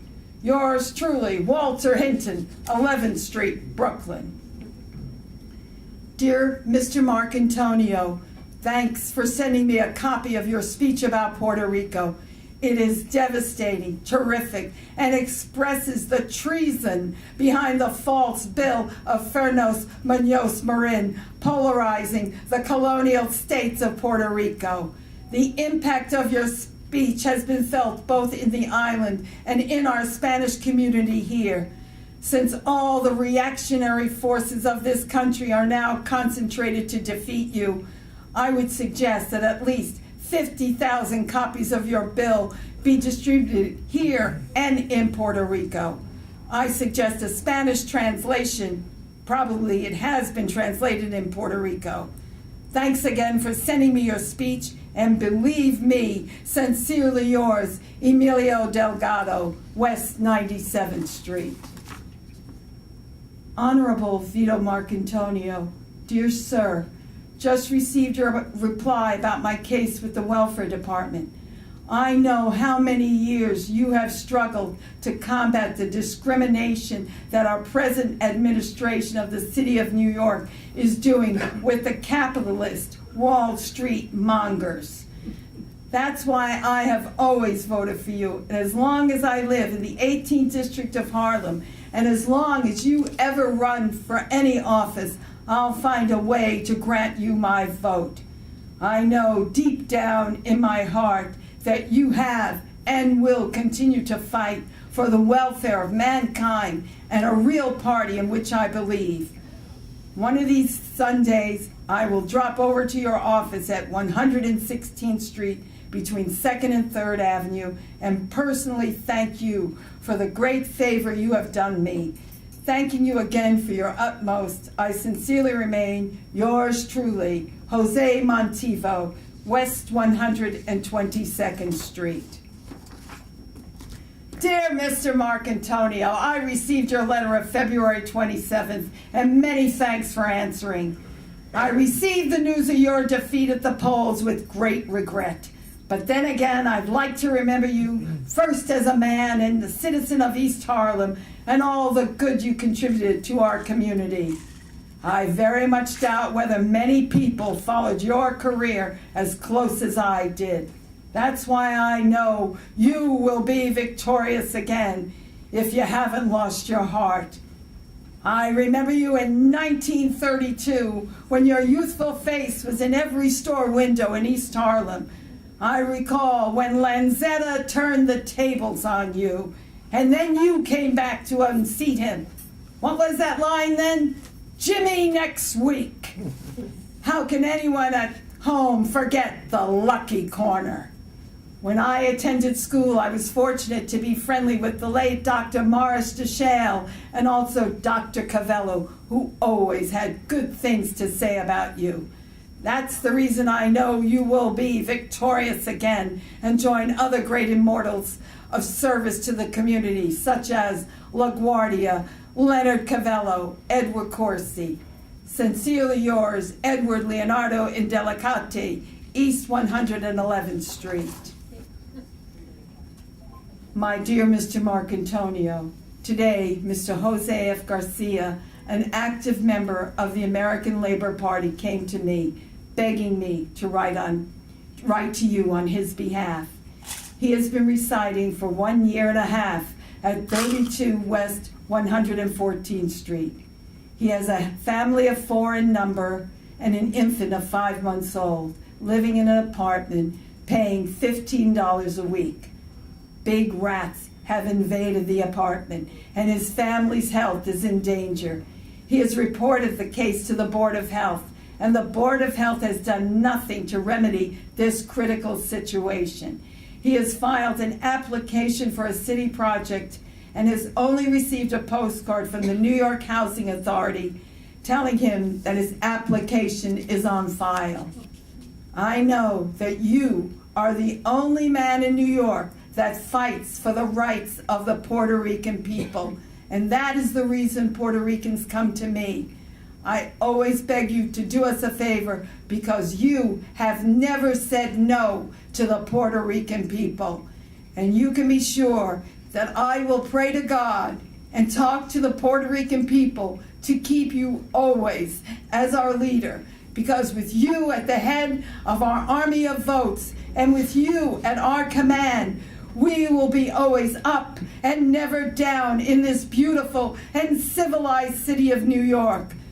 Will you please answer what you can do for this Puerto Rican who needs a home for his family? Respectfully yours, Carlos Medina, Executive Secretary, the Spanish American Party of New York, East 108th Street.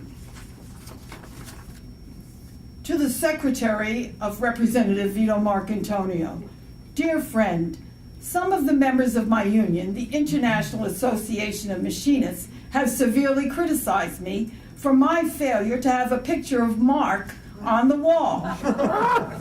During the last campaign, many members of our local pounded the pavement for Mark and are looking forward to the time when they can do it again. I would appreciate it very much if you would ask Mark to autograph a picture for me so that we might hang it on our union office.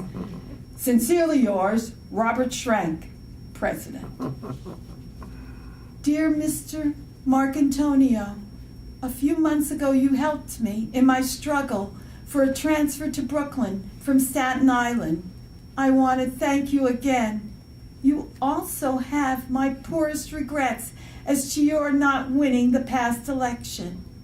We, the poor and forgotten people, do give you our support the best we can. I sincerely hope that you achieve your goal. My friends and I all felt that we need someone like you who takes an interest in the common people.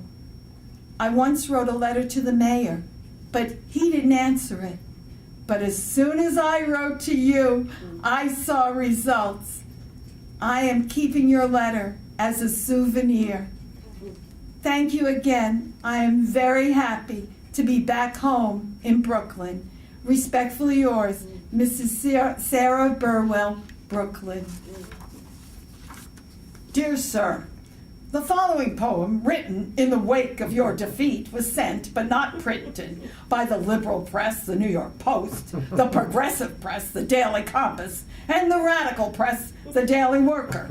I now send it to its final resting place, your possession. Since it was written in your honor in the heat of your defeat, I hope you like it. I did. Sincerely, Morris Brill, Wilkins Avenue, the Bronx. One man, Marcantonio. One man representing progressive thought. One man who could never be bought. One man who really fought, Marcantonio. One man stood in their way. One man really earned his pay. One man in the democratic way, Marcantonio. Ashamed, O land of democracy, of freedom and of liberty, that one man matter much to thee, Marcantonio. Gang up! His voice is still, no longer express the people's will. The people's tears many ocean fill, Marcantonio. But he will be back another day. He will return to the democratic sway. No one or anything stand in his way. Marcantonio.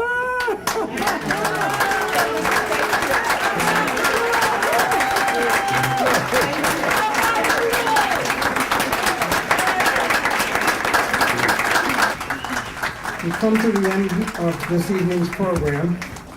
I would like again to remind people that there are books for sale that pertain to tonight's program. I encourage everyone to sign our mailing list and to regularly check our website, www.vitomarcantonioforum.org.